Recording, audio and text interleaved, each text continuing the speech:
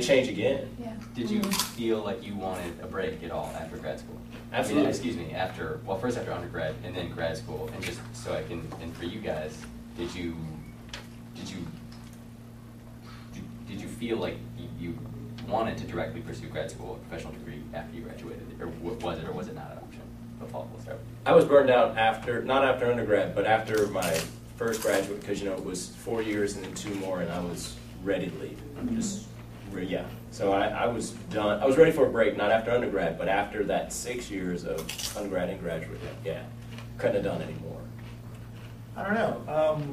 I mean, after undergrad, and I did the whole 8.5-year undergrad program. So yeah, it was. I was just glad to be out of school, but I quickly realized that I wasn't going back to the marketing question. I never really was into marketing before at all. I have a huge respect for it now, and I know the power of it, and I know it's such a thing that a lot of people don't think about. But before, a lot of people thought I was into marketing, but all I really was into was just I love the creativity of creating a promo or a commercial, or even just making people laugh, which I didn't even see as marketing, but I now know that it was. So as far as getting a break, I always thought about bettering myself, whether it was through experience or even thought about schooling, but I always knew that I wasn't where I wanted to be. So I don't know. It was just kind of it was still there. I do still remember. I don't have them anymore though, which is weird.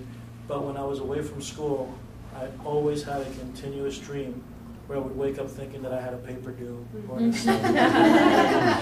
that would freak me out. And then I would wake up and I was like, oh, thank God I'm not in school. And it's funny because now that I am back in school, I haven't had that dream. It's a very weird thing. I don't know if it's your psyche. It's reality. Yeah, it is reality. It's so intense right now, but I always had that dream, and it always freaked me out. But I was so glad not to be in school at the time. I had planned. I thought grad school was the logical next step for me, so I always kind of planned to go to master in advertising.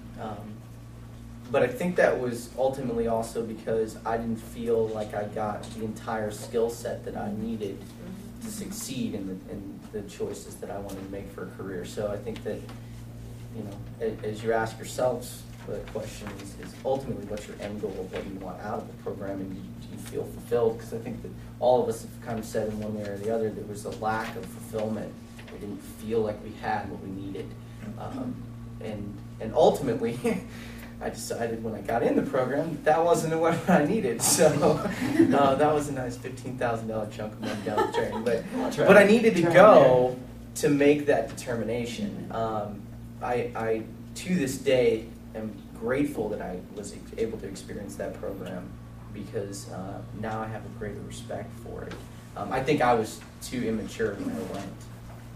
Even though I had been out working, I wasn't ready for it.